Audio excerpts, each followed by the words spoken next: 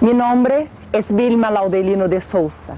Nací en la ciudad de Río de Janeiro, una de las ciudades más lindas, conocida como la capital del carnaval, con su ritmo contagiante de la samba y el fútbol. En mi país, una gran mayoría creen, buscan o practican alguna forma del espiritismo.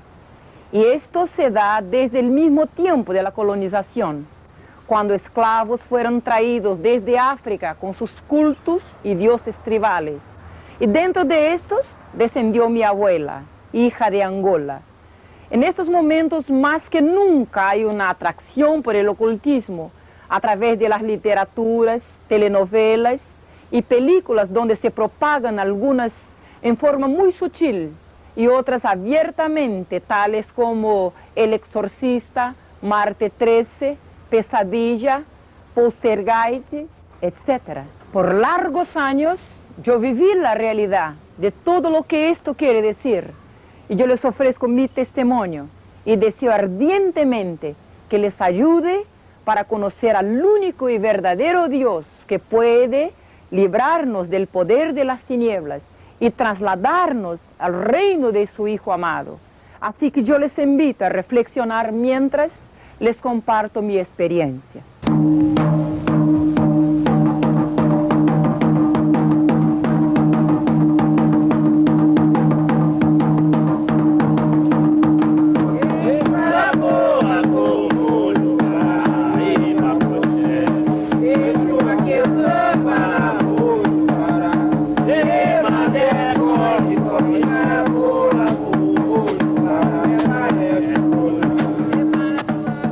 Vilma, usted es una persona muy conocida a nivel latinoamericano, ministrando el Evangelio a muchas personas importantes involucradas en la magia negra. ¿Cuáles fueron las circunstancias que la llevaron a dejar a la brujería y a buscar a Jesucristo? Todos los adoctrinamientos por los cuales yo tenía pasado a un largo de 22 años de una vida consagrada a los espíritus, a las sectas que se caracterizan en mi país, Brasil, y muchas que se denominan como tipo Umbanda, Candomblé, y he llegado a la cumbre que se llamaría Quimbanda, o sea, una ramificación de magia negra. En cierto momento, en mis prácticas, habiendo tenido una experiencia agravante, yo me di cuenta que algo iba mal. Y a lo mejor te puedo decir que yo no busqué, yo fui buscada por Dios. Yo tengo entendido que desde antes de nacer y durante toda su infancia, su vida fue dedicada al ocultismo, la brujería y al espiritismo. Cierto, yo desciendo de africanos y desde mis ancestrales se practicaba la magia en mi familia. En el mismo momento de mi nacimiento, mi abuela, una señora bruja, me consagró a los espíritus, a los mismos que poseían a su cuerpo, ya que sabía que se acercaba el momento de su partida. Y desde mi llegada al mundo, yo fui entregada a ellos. ¿Cómo se explica lo que sucedió esa noche? Desde esta mañana, cuando me desperté al otro día, ya un sentimiento fuerte me dominaba, miedo. Un miedo horrible, la impresión que alguien me miraba de algún punto, alguien yo asustada. Siempre se caracteriza así esta posesión, por un miedo desenfrenado, inexplicable. Pero ahí había algo más raro aún en mi casa. No había nadie. Y yo corría por toda parte y buscaba a la mamá, a mi hermana, cuando ahí estaba un perro, un policial negro. Y para mi sorpresa, se vuelve y se pone a conversar conmigo con voz audible y masculina. Fueron estos los primeros modos por lo cual el príncipe de tinieblas se va tomando una serie de factores para llegar finalmente a dominar total mi vida. ¿Ese fenómeno espiritista se repitió o hubieron otros? Yo pasé a ver cosas, escuchar barullos, y puedo decir que he vivido como que protagonizando el papel principal de una película de terror. Porque muchas veces me han preguntado cuáles fueron, y yo les digo que todos, de toda forma que usted puede imaginar, desde terror nocturno a visiones diarias, eu escuchaba pasos, bullas, voces, y veía personas se materializaban como te estoy viendo ahora. Yo los veía siempre, nunca vi cosas con los ojos cerrados, y principalmente nocturnamente, hasta que llamó la atención de mi familia, y se empezaron a me llevar a personas que hacían trabajos y arreglaban las cuestiones, y la intención era educar los espíritus, porque me pegaban fuerte, me daban, me tiraban el pelo, me echaban al suelo de mi cama anoche, y a veces me golpeaban en la cara. Yo siempre temblaba, tenía mucho miedo. Yo tentaba gritar, socorro, pero no salía la voz. Era como si tuviera en medio un achaque de epilepsia. Yo quería gritar, pero no conseguía moverme, mi cuerpo siempre enrijecido y yo totalmente impotente a toda manifestación que se daba.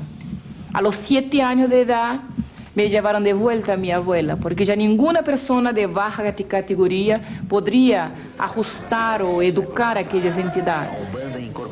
Así que me acuerdo que en una noche, me parece una pesadilla cuando me acuerdo de aquella noche, cuando me pusieron un traje y adelante de un mantel lleno de sacrificios, los atabaques batían y carcajadas y gritos estridentes de las entidades y la gente palmeando y bailando, y yo ahí estaba siendo confirmada como una sucesora de mi abuela. Yo miraba a mi mamá muy asustada y ella hacía que me quedase calladita, porque todo era necesario a causa de mi futuro. A mí me decían que yo fui predestinada para ser una sacerdotisa. Bien temporariamente las cosas se atenuaron. Mientras yo servía ahora, porque como tenía mucho poca edad, no podría llegar al grado mayor. Entonces empecé en Umbanda, una ramificación mezclada con blanco de espiritismo brasileiro, pero que en realidad esconde cosas muy fuertes, muy dominadoras, cosas que pueden destruir eternamente a una persona. Ahí se invocan espíritus de muertos, espíritus del aire, del cerro, de selva, del mar, pero por detrás de todos estos, y en toda esta planificación, todas estas entidades, o sea, espíritus, que fueron tomando gobierno de mi cuerpo, se escondía una sola persona. Y esta yo la encontré al fin de la caminada. A los 13 años de edad, yo llegué a una segunda secta que predomina en mi país, Candomblé. Esta ahora está casi que mundialmente conocida. Se trabaja mucho con poderes psíquicos, gobierno de mente, con mensajes de extraterrestres. Se trabaja con control de carácter, de personalidad, control político, control emocional, control financiero. A través de Candomblé, cuando yo llegué ahí, buscando una respuesta para mi problema, se dio algo rarísimo. Ahí estaba un templo muy grande, un sacerdote. De espalda estaba cuando yo adentré, buscando respuesta, de nuevo le digo.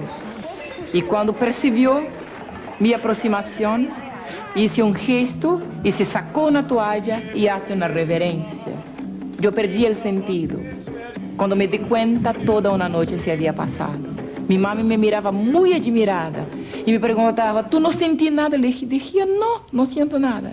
Y me dije, hija, un príncipe adentró a tu cuerpo y tomó mucha aguardiente y ha fumado muchos habanos. Y yo tenía 13 años de edad. Sus padres, ¿qué había detrás de ellos? Fíjese, mi mamá era espírita, así como mi abuela. Y mi papá no creía en nada, era ateo. Aproximadamente entre los 9 y 10 años, algunos fenómenos también paranormales se daban conmigo en la misma escuela. Mientras estaba en la clase estudiando, una entidad adentraba en mí, lo que no es normal. Si alguien que me está escuchando conoce el factor, la jerarquía espírita, sabe que nunca un practicante de Umbanda puede ter manifestaciones del espiritismo científico. pero a mí adentraba una entidad y yo psicografaba. Yo no tenía conciencia, yo no quería hacerlo, pero mis manos se movían. Y en una cierta ocasión la maestra me flagró y levantó mi cuaderno y dijo, vean por qué esta niña no aprende nada. Yo miraba desesperada. Quería decirle a ella, no fui yo que hice esto. Pero era mi cuaderno con mi letra. Y había un dibujo, la figura de un hombre, y una firma abajo. La figura era de Satanás. Y la firma era, yo soy el demonio de la medianoche. De ahí me encaminaron a una iglesia para un trabajo de exorcismo. Pero fue escuchando una clase de catecúmenos de esta iglesia que las cosas empeoraron. Cuando la joven decía sobre Dios, un Dios que había creado a todos, un Dios que estaba en los cielos, un Dios que amaba a gente buena. Y sabe que yo miré adentro de mí misma, aunque fuera bien niña, yo ya tenía una percepción muy profunda de muchas cosas, podría entender y escudriñaba siempre todo. Y mientras ella hablaba, yo miraba mi vida. Y le doy un perfil de mi infancia. Yo soy la cuarta hija negra. Soy hija de una mujer de descendencia europea, con hombre de descendencia africana. Yo fui la única que heredé todos los trazos característicos de negro. Así que nunca nadie ha creído que yo era hija de mi mamá. Yo sufrí en mi propia piel el choque de raza, de cultura, de sociedad. Siempre la gente preguntaba, ¿esta es su empleada? Mis hermanos a veces se burlaban de mí y decían, la mamá te encontró en la puerta, tú no eres hija de ella. Y esto se fue criando adentro de mí algunos sentimientos como recalque, rechazo. Me sentía desajustada, un desequilibrio emocional. Yo me sentía menor, pensaba, ¿por qué soy diferente? No conseguía entender. Y a la idea que me enseñaron, que Dios había creado todo, no me gustó. Porque pensaba, entonces Él me ha creado tan diferente. Yo nací en un barrio elitizado de mi ciudad. Ahí estaba la gente de plata, la gente de cultura, la gente de la élite y la gente blanca. Y no todos me querían. A veces uno no puede imaginar el mal que hace mirando con poco casa a un niño. Pero yo me daba cuenta que casi nadie me quería. Y cuando oí hablar sobre Dios, llegué a la casa y pregunté a mi papá, ¿quién es Dios? Papá me contesta, golpeando a su bolsillo, Dios, hija, es plata en el bolsillo de quien lo tiene. La cosa se alargó por hartos años. Yo de ahí me acuerdo que desperté una noche y ahí estaba enfrente de la puerta un hombre todo de negro. Y su sombra estaba en mi cuerpo. Y yo percibía que aquella sombra era como un cerro. Y yo podría ver su figura, pero nunca su cara. Una cierta noche yo tomé fuerza y pregunté, ¿quién es usted? Y del medio de aquella figura salió una voz de hombre, una voz medio ronca, y contesta, yo soy el diablo. Y yo siempre perdí el sentido. Así que desde que yo llegué a Candomblé, nuevas huestes fueron tomando control de mi cuerpo. Porque todo no se empieza, nadie nace brujo. Se empieza toda una trayectoria. Algunos factores circunstanciales, como usted preguntó al principio, van llevando uno a golpear todas las puertas donde se pueda educar a aquellos espíritus, para que se tornen buenos, para que haya justicia. Así que cuando me involucré con Candomblé, nuevas huestes vinieron y de ahí yo me puse a presentar problemas morales, no solo psicológicos, pero problemas de comunicación. Un odio tremendo me nació contra mi familia, contra la misma sociedad. Yo me envolví con gente de la peor cualidad, con pandillas.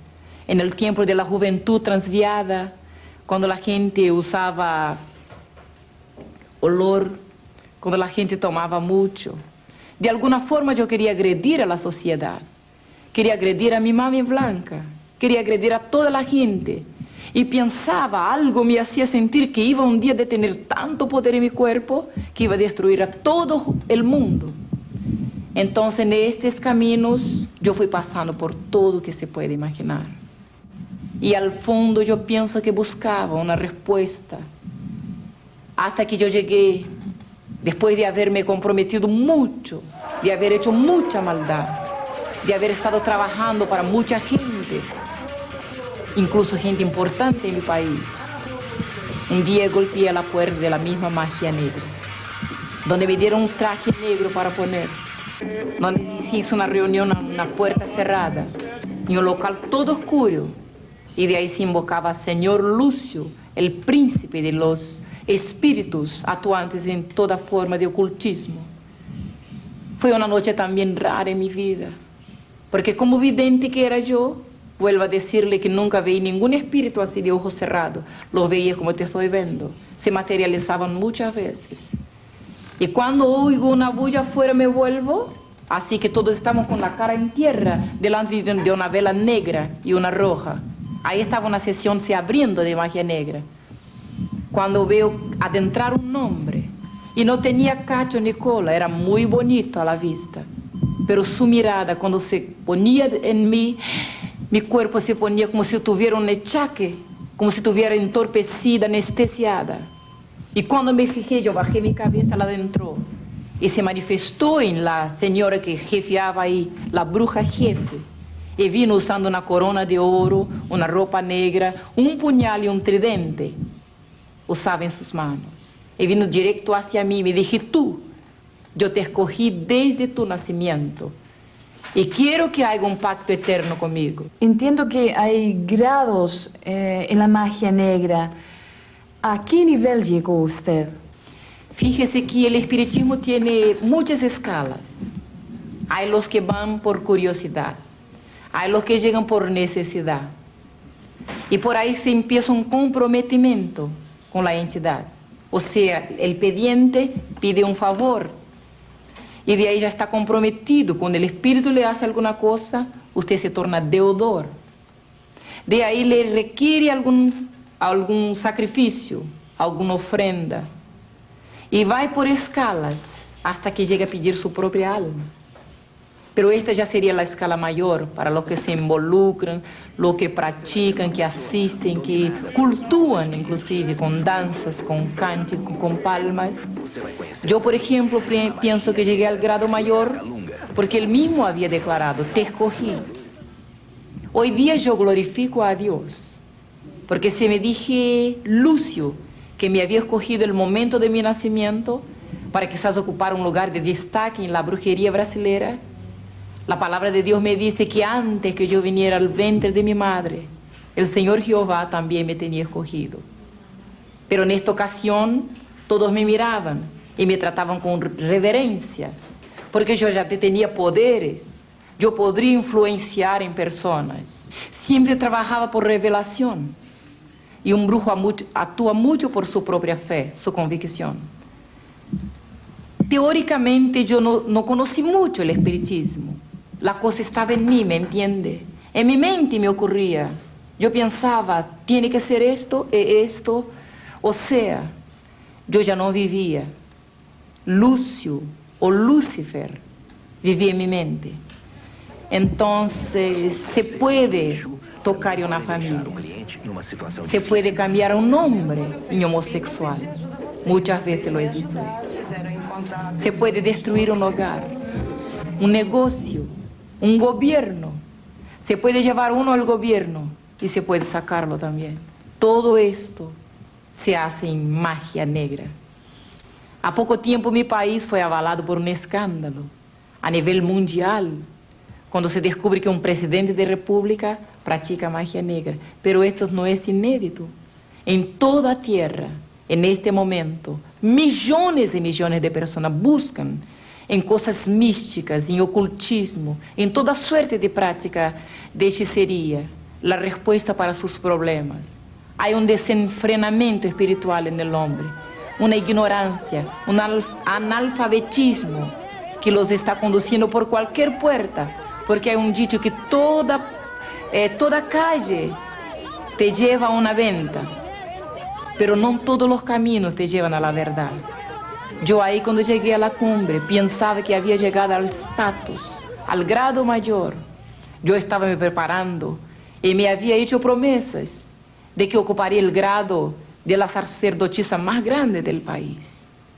Y de ahí yo pasé a cuestionar el grado que yo ocupaba. ¿Por qué mi influencia siempre era negativa? Siempre yo podría herir a una persona, incluso a mi padre, a mi madre. Cuando me aburría la gente, yo los miraba solo. ¿Puede comprender a dónde llegué yo? Y yo con mi mente le daba una orden. Se llama telepatía. Y yo sencillamente le decía a la mente, te va a enfermar ahora. Y veía a la persona mal. Algunas veces he herido muchas personas. Realmente en momentos yo no comprendía qué fuerza es esta. Algunas veces mi madre me decía, tú te parecías al diablo. Y reía yo en la cara de ella. Y yo decía, no hay diablo, no existe diablo. Porque me puede creer que un practicante de estas cosas no tiene un conocimiento real y verdadero de quién es el espíritu mayor con quien está lidando.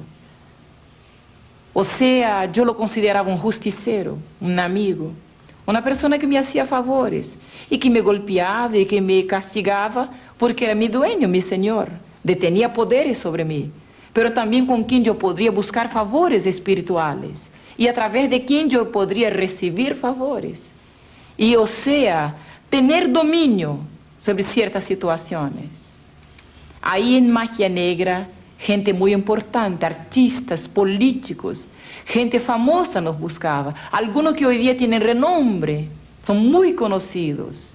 Infelizmente, fueron buscar la transitoriedad de la gloria, de la fama, de todo que detienen ahora en la tierra, a los pies de Lucius, el príncipe de los demonios, que está ahí en Brasil. ¿Había en algún momento una motivación lucrativa detrás de estas prácticas? Sin duda es muy cara la parte sacrificial de magia. O sea, una misma consulta que se hace a un brujo para que se invoque una entidad más fuerte como esta que trabajábamos, esto sale carísimo. Y no cualquiera puede pagar el precio. Y claro que el brujo recibe su parte, recibe mucho.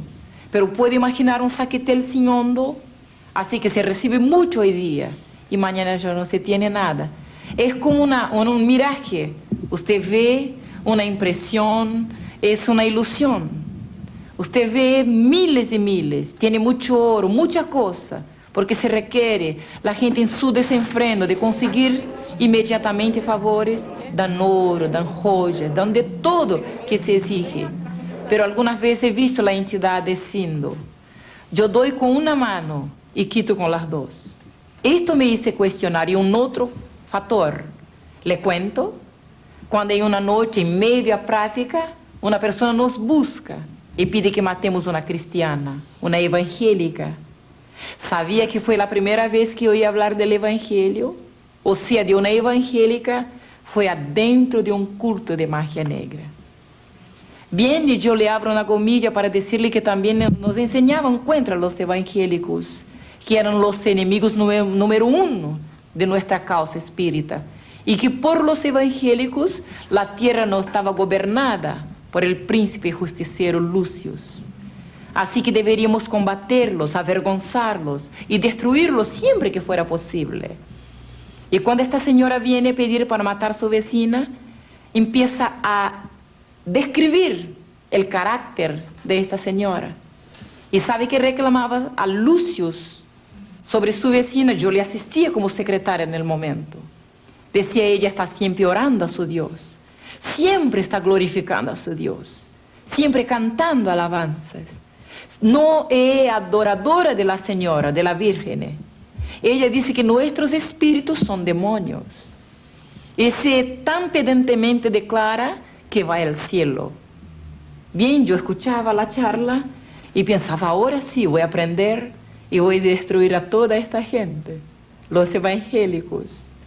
Pero cuando el mismo príncipe extiende las manos y dice, no, ya basta, no me adelante a pedir nada contra esta mujer. Ella tiene un espíritu superior que mí, contra lo cual yo no puedo. Ahí yo cuestioné.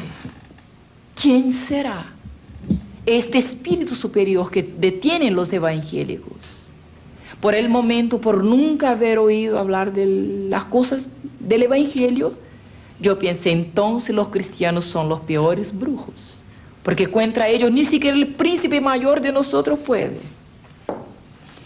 Pero hoy día, cuando conocí la verdad, cuando la verdad me libró, yo sé el secreto de los evangélicos. Cada uno de estos pequeñitos, puede que sean analfabéticos, ignorantes, o grandes, cultos, no importa, que han lavado sus vestimentas en la sangre de Jesús. Ellos viven bajo más de 8.000 promesas de Dios inseridas en la Biblia, la palabra del Señor. Pasado más un tiempo, yo tenté apartarme, cuando participé de una muerte de un empresario. Le cuento que se contrata espíritus, como se contrata una pandilla, un matador profesional. Así también se trabaja en magia negra. Se invoca una entidad de muerte y le da un pago en sacrificios, en ofrendas, en animales. Y se sacrifica a la misma persona, como si fuera el animal. Y esta es la paga que se da a los demonios. Y cuando yo asistí a una conversa, un concierto de los dos, y el príncipe contestaba al hombre, yo mato cualquier persona cuando me paguen. Esto me tocó. Y yo pensé, entonces me matará si le pagan a él también. Y de nuevo el cuestionamiento, pero luego a mí, que desde mi cuna yo estoy consagrada y estoy practicando estas cosas. Yo volví a mi casa y le dije a mi mamá, mamá, nunca más yo quiero practicar ninguna forma, ningún tipo de magia. Y esto sabe que es muy importante, una decisión personal. Realmente yo era el contexto de lo que se puede decir cansada. ¿Y sabía en algún momento que lo que hacía era malo? Siempre funcionaba más para lo malo. La gente venía desesperada, llorando, exponía sus problemas, sus situaciones.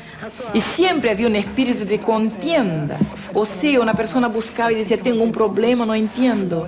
Y ya le echaba contra el vecino. Tú tenías una persona que está actuando mal, está haciendo una trampa, alguna cosa así. Y ya si ahí se daban una serie de cosas para se trabajar ya inmediatamente contra alguien. Este siempre es el seguimiento de la macumba que se practica en mi país y en toda tierra, infelizmente. Vilma, hemos escuchado su historia, hemos escuchado mucho testimonio impactante, muy fuerte para muchos. Pero ¿cómo fue el momento de su conversión? ¿Cuándo fue el momento en que usted se entregó al Señor Jesucristo? Fíjese que se pasó que yo retiré todos mis objetos de trabajo. Tenía altares, tenía trajes, tenía todo que se usa para manipular con el espiritismo. Yo los eché a un río, pensando que si desechándome de lo externo, estaba sacando lo que realmente gobernaba mi cuerpo. Cuando recién me vuelvo a la casa, adentro a mi pieza, ahí él adentró, materializado. Y ahí cara a cara estábamos, cuando él apuntó aquí en mi nariz. Y nunca me olvidaré su odio y cómo me ponía impotente cuando se acercaba. Cuando me dije, tú eres mía, nadie en que me pertenece me abandona como tú estás pensando, porque yo soy el diablo. Mi nombre es Lucifer, yo soy Satanás, tu dueño. Si piensas en dejarme, te lleva al infierno. Sabe que yo nunca, repito, había creído en estas cosas. Pensaba que murió, acabó, o a lo mejor, como muchas veces la ciencia muestra, que hay ahí uno va a estar volando o descansando o en un local cualquiera, o simplemente terminó la reencarnación, que parte de la doctrina espírita, murió, en otro tiempo vuelve, reencarna en otra cosa para pagar sus pecados, o un poco de doctrina católica, murió, va al purgatorio y de ahí paga un tiempo. Pero cuando se presentó y me habló directamente así cara a cara de infierno, aún así yo tenté contradecirle, enfrentarme con él. Me sentía muy poderosa.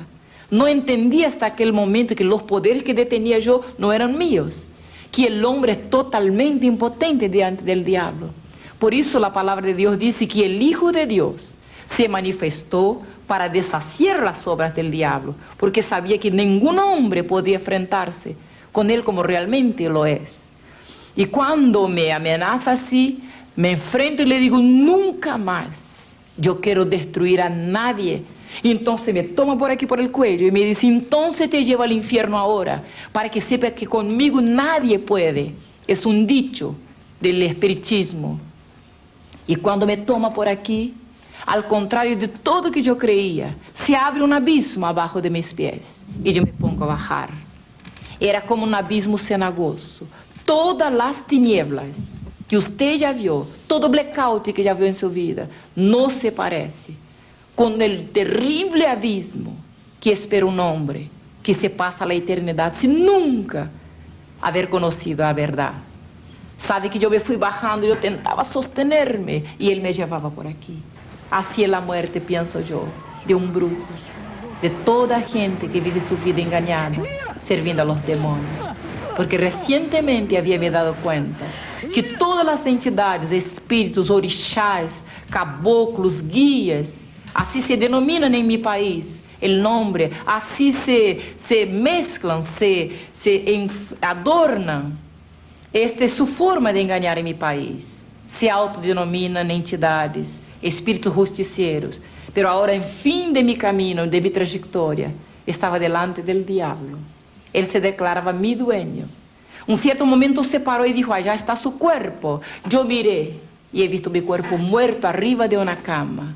En este instante, un nombre brotó en mi mente, una fracción de segundo. Y yo pensé, sé, existe un Dios mayor que Lucifer.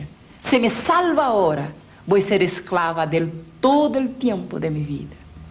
Y en aquel momento, por primera vez, yo he visto cuando se abrieron los cielos, cuando vino algo como un rayo de luz, algo glorioso cayó sobre mí. Lucifer me suelta y cae de espalda en el suelo.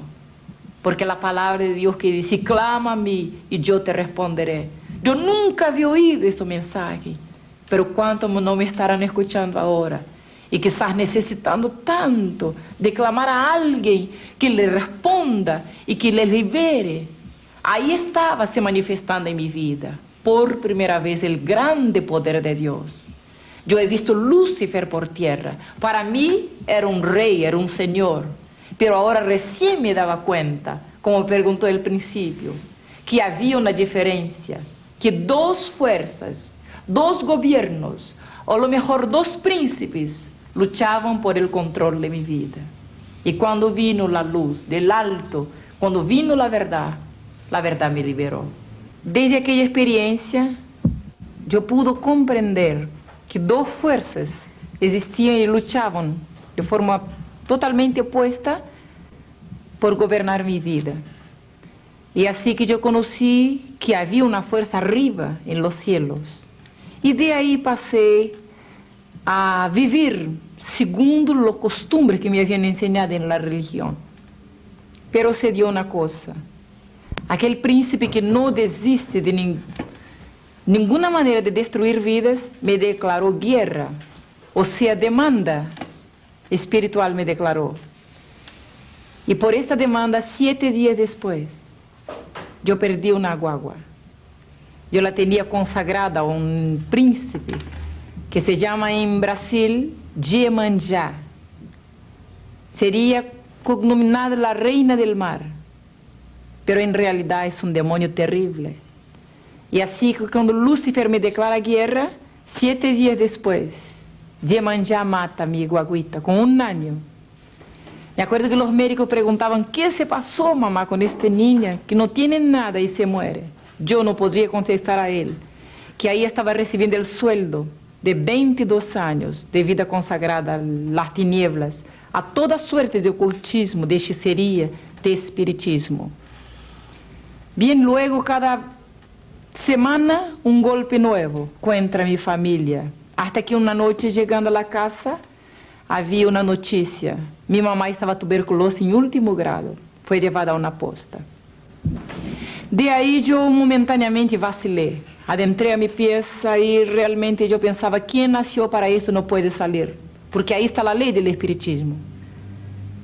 Y yo lo invoqué. Cuando vino él materializado de nuevo, me dije, yo te llamé a un pacto y tú no lo hiciste. Ahora yo no quiero pacto contigo, quiero tu sangre, quiero tu vida y quiero tu alma. Así que le pregunté, pero mi mamá no tiene nada que ver con mis asuntos. Y él dije, voy a destruir toda tu familia y después te llevo conmigo porque tú eres mía. Bien, y cuando yo le pedí una cosa que hoy día yo digo que él nunca tiene de sus esclavos, es misericordia, me dije, fíjese la vida de ella por la tuya, suba arriba de un puente, se echa abajo de un tren. 15 días después estaba todo listo en una noche, con plata para mi enterro en sobre y carta de despedida. Al otro día, cuando fuera saliendo por la mañana a trabajar, como si fuera a esperar el tren en la estación, me echaría de un viaducto a frente del tren y de ahí quizás librase el alma de mi mamá, entre comillas, porque hoy día sé que el diablo nunca habla la verdad, es el padre de mentira. Así que en aquella noche me acosté, y así como sería la última noche de mi vida, no quería dormir. No sé cómo se sentirán miles de personas que me escuchen ahora, con ganas de morirse, de autodestruirse, pero yo le digo que terrible, no hay palabras para decir la última noche de un suicida. Yo quería reportar mi vida, hacer un retrospecto. Y ahí en la oscuridad de mi pieza estaba pensando, ¿para qué será que yo nací? La vida es muy insípida, muy insólita, no tiene razón. ¿Será que el hombre nace solo para morir y irse al infierno? Y un cuestionamiento sin fin yo me llevaba hasta que llega la madrugada. Bien, los brujos llaman la hora grande, pero hoy día yo puedo decir que era la hora de Dios para mi vida. Repentinamente del alto, una voz me hace una pregunta. ¿Y si yo le decir que Dios existe? Fíjese que Dios tuvo primero que me desenseñar la enseñanza de la infancia de mi padre. Y cuando aquella voz me preguntaba así, yo reaccioné con violencia. Ahí estaba delante de mí toda mi vida, mi sufrimiento, el rechazo, todas las cosas, y yo aburrida contestaba, no existe Dios. Pero por segunda vez la voz me preguntaba, ¿y si yo le digo que existe un Dios todopoderoso? Esto fue impactante para mí, totalmente inédito. Yo conocía muchos dioses, muchos príncipes, entidades, pero un Dios todopoderoso. Así que a esta idea yo tuve miedo, porque todos mis pecados se pusieron a desfilar enfrente a mí. Me parecía que me acusaba, entonces me dio un miedo y yo pensé, si hay un Dios todopoderoso, no debe gustar gente de mi tipo, de mi categoría. Y para defenderme inmediatamente yo reaccioné, pero también no me gusta de él. Así que por tercera vez una voz dulce, suave, me pregunta de nuevo, y si yo le decir que hay un Dios todopoderoso y Él te ama, así como tú eres, yo reaccioné. Puse las manos aquí, empecé a llorar, y yo lloraba, y al fin mi alma gemí. Yo pensaba, qué bueno si hubiera un Dios que amase a mí con todo este error, con todo esto pasado, con toda esta basura. Y mientras yo lloraba, una luz fuerte, fuerte adentro de mis ojos, yo saqué las manos y ahí al frente de mí estaba algo inédito. Yo conocía miles de príncipes. De nuevo les vuelvo a decir, siempre fui vidente en mi vida, siempre tuve conexión con el mundo espiritual, conocía muchas cosas, pero nunca aquella luz. Y yo quería fijarme, pero ella me ciegaba. Y cuando me paré para ir en dirección de aquella luz, que yo no comprendía aún quién era que estaba ahí, entonces veí cuando mis manos, mi cuerpo empezó a dar vueltas, y cuando yo caí de espalda para el frente, y los demonios a su turno iban adentrando en mi cuerpo. Yo estaba muy admirada, porque podría verme en el suelo, y recién, mientras escuchaban los demonios diciendo garabatos, blasfemias, insultos, y se rascuñaba como una culebra yo por el suelo, yo comprendí recién que estaba poseída por un espíritu enemigo de aquel supuesto de luz que estaba se acercando de mí. Y ahí en mi pensamiento me puse a llorar. Y aún así reaccioné como una bruja. Yo lloraba y decía, fíjese Dios, tú eres injusto, tú eres malo, ¿Por qué tú permitiste que yo viniera al mundo para hacer tanta maldad y ahora recibir en mi propio cuerpo el pago de esta maldad? Y para mí me parecía, no podría mirarlo un segundo, me parecía que estaba me mirando, serio. Y cuando yo quería herirlo de alguna forma, y le dije, fíjese, yo sufrí tanto en este mundo, que sufrí más que tu hijo, porque me habían dicho alguna vez que Dios tenía un hijo, cosa que nunca yo he acreditado. Cuando hablé así sentí, no pudo ver que reaccionó, y sentí cuando me levantaron del suelo y fui siendo llevada por el aire y me pusieron parada en un local y yo abrí los ojos, miré alrededor y ahí he visto la escena que cambió todo el futuro eterno de mi alma. Miles de personas ahí estaban en una plaza grande, veía un predio al fondo, las columnas, veía la multitud gritando y yo pensaba, qué raro, ¿qué estoy yo haciendo acá? Porque los trajes de las mujeres, todo costumbre, como si fuera una otra época. Yo veía que la gente gritaba y algo se pasaba ahí en aquel predio y fui abriendo camino ante toda aquella gente para ver qué se pasaba ahí adelante. Y veía una cuerda humana formada por soldados que se vestían como los romanos de la antigüedad. Ahí arriba de la escala había muchos soldados y un hombre en una silla grande que se paró y apuntó a otro que estaba atado en un local lleno de soldados. A un poste estaba atado. Y cuando preguntó, ¿qué haré de Jesús de Nazaret? Me impactó mucho este nombre, porque yo conocía varios Cristos, como el Cristo de Plaga, el Jesús de Bonfim. Conocía muchos, Oxalá era una ramificación que se llamaba el Dios, pero nunca había oído este nombre Jesús de Nazaret. Y cuando el hombre apuntó a la columna y preguntaba así, la gente se puso a gritar rabiosa, crucifica, crucifica, y yo los miraba. Inconscientemente me paré las manos y me puse a gritar, y me dio una rabia, un odio, yo me puse a gritar, pero de repente pensé, ¿qué estoy yo haciendo acá? ¿Qué tengo yo que ver con este hombre? Y me volví hacia atrás a ver más quién ahí estaba, y he visto una escena que nunca más me olvidaré. Todos mis compañeros de hechicería, de toda ramificación del espiritismo por lo cual yo tenía pasado, ahí estaban, participando de la cena que llevó a la muerte el Hijo de Dios. Todos mis compañeros de pandilla, de fiesta, de tomar, de calles, de todo que hacíamos nosotros de mal, todos gritábamos. Y había más gente de todo tipo, toda clase, categoría intelectual, social, y todos gritaban con odio. Y yo me devolví de nuevo y pensaba, ¿qué tengo yo que ver con esta cena? En realidad yo nunca imaginé que también a causa de mis pecados fui participante de la muerte del Hijo de Dios. Yo también fui culpable.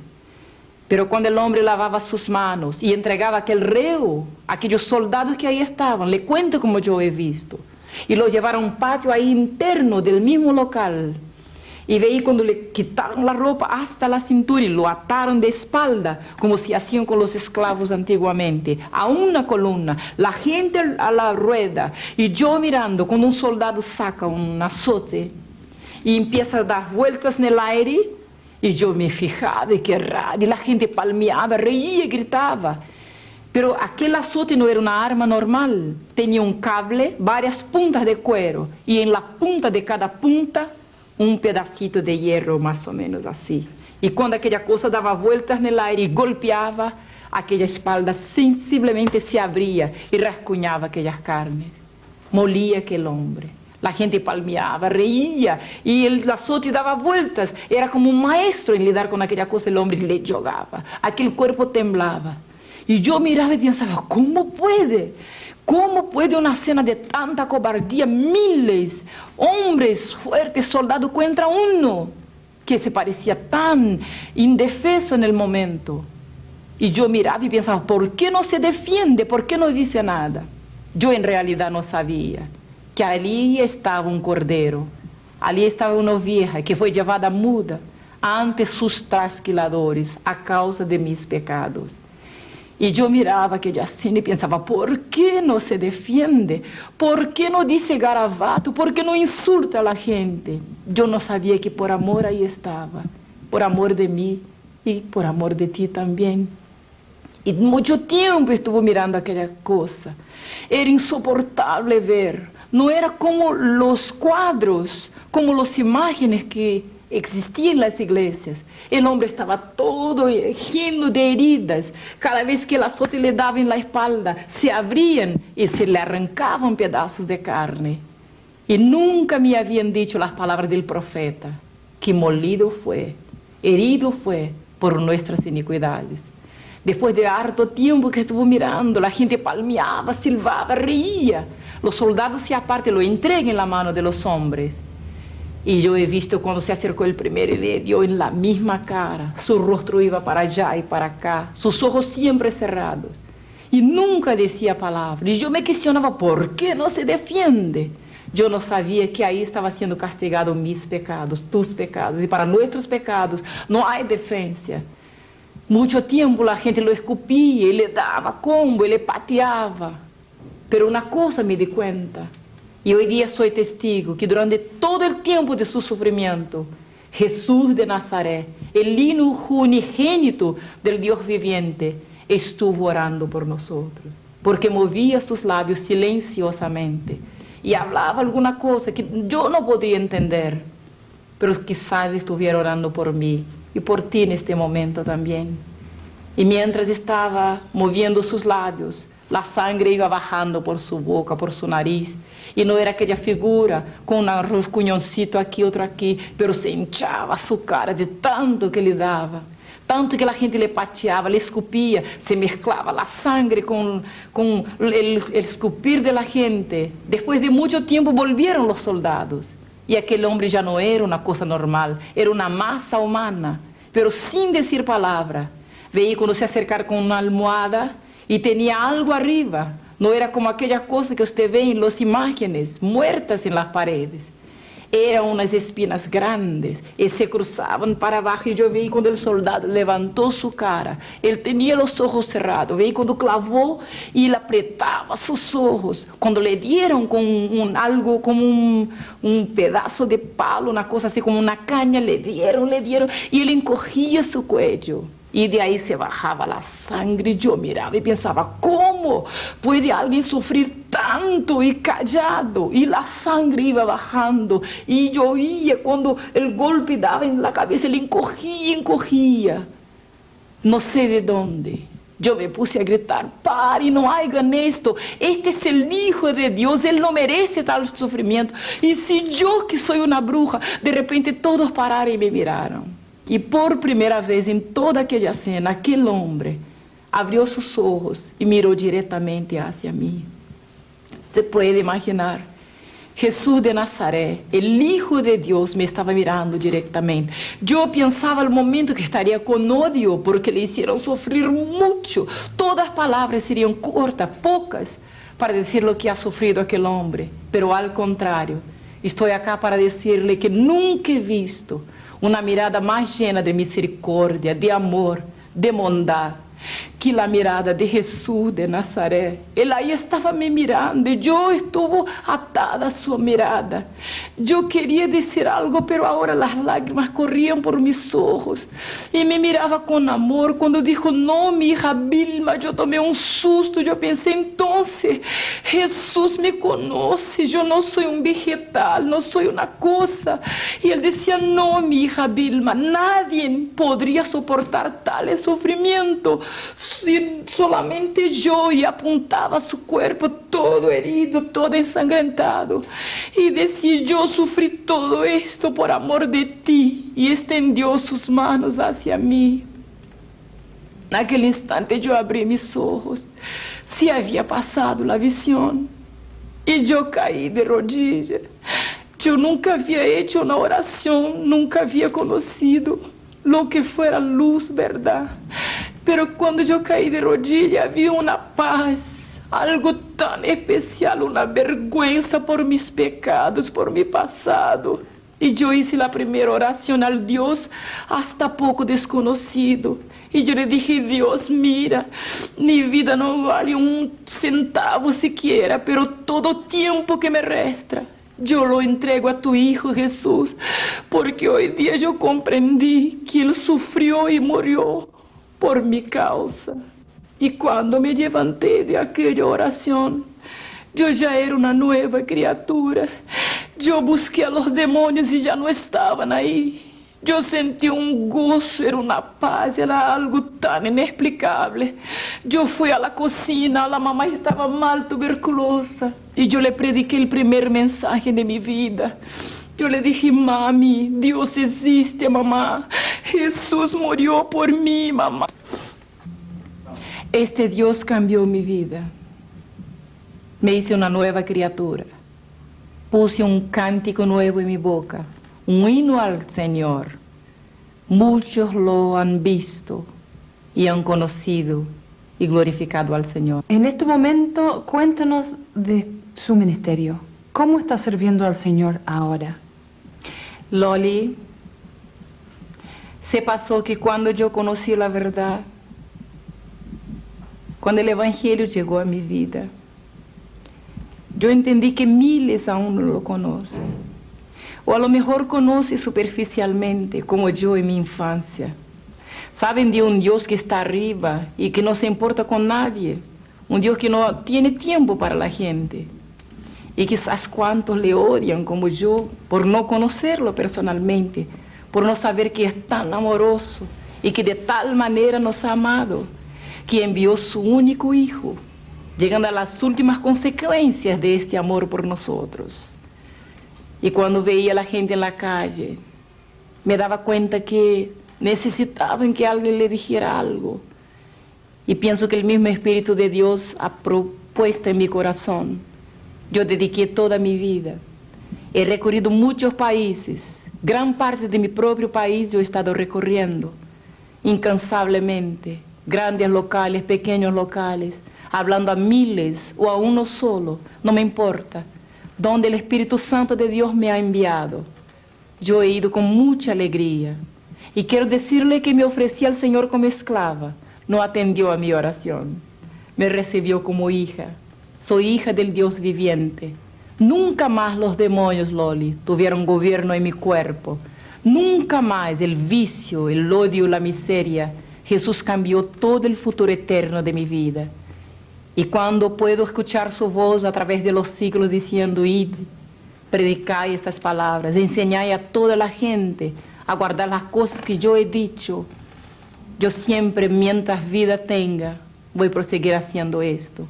En mi oración más ardiente es para que esta experiencia, aunque no haya sido bien explicada por la diferencia idiómica que hay entre nosotros, pero sé que hay uno que puede llegar al corazón, que es el Espíritu Santo, y que pueda servir de ejemplo para cuantos brujos que quizás tengan tantas ganas de apartarse de un pasado negro, sucio, tengan miedo a las amenazas, a coacción, al gobierno del príncipe de tinieblas, que se acerquen a Jesucristo. Es el general que venció a quien yo no podía vencer sola, y se tornó dueño, Señor, Padre y amigo, mejor que tengo yo. Vilma, muchas gracias por estar con nosotros. Ha sido una bendición para nosotros poder escuchar, compartir este testimonio con muchos que necesitan escuchar este tipo de materia para llevar sus vidas en alguna manera a los caminos del Señor y trasladarse de la oscuridad a la luz. Y le agradecemos con todo nuestro corazón por este tiempo juntos. Amén.